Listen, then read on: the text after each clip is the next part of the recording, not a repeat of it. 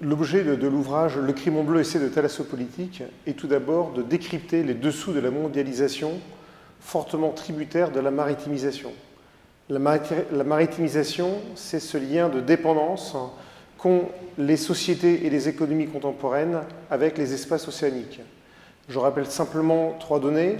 90% des marchandises empruntent la voie maritime, 99% des câbles de l'Internet courent au fond des océans, et plus de 60% de la population mondiale vit sur la frange littorale. Ensuite, cet ouvrage, Le Crimon bleu, vise à dessiner les menaces de demain qui affectent la mondialisation. Ces menaces sont de nature diverse.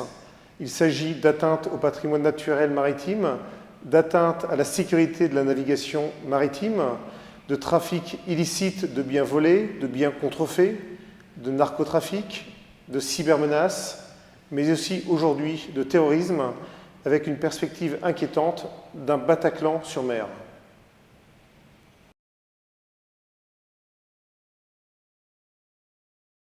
Ce livre est avant tout le témoignage d'un chef du service d'investigation criminelle spécialisé sur le monde maritime, la section de recherche de la gendarmerie maritime, formation spécialisée de la Marine nationale.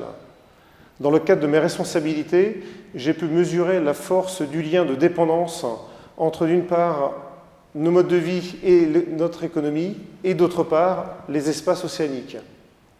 Simultanément, j'ai aussi observé l'intérêt croissant exercé par des acteurs malveillants sur les potentialités et les richesses offertes par cet espace de liberté que sont les océans.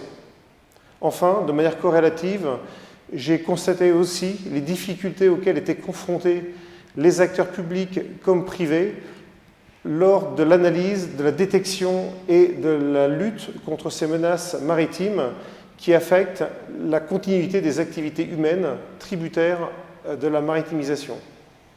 C'est pour cela que j'ai voulu proposer de nouvelles clés de compréhension de cet univers, de la mondialisation, avec aussi un certain nombre de propositions pour rendre les océans plus sûrs et au final accroître la stabilité et la sécurité de nos territoires et de nos mobilités.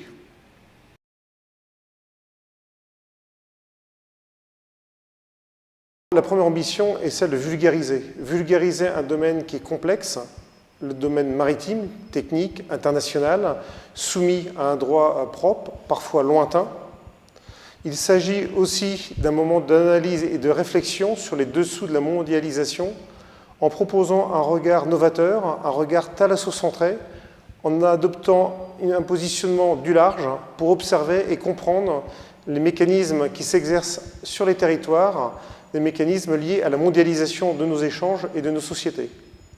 Et enfin, la troisième ambition est celle d'armer davantage le pavillon français, aussi bien les acteurs privés que les organisations publiques, face aux enjeux sécuritaires qu'offre la mondialisation de nos échanges, fortement tributaires du fait maritime.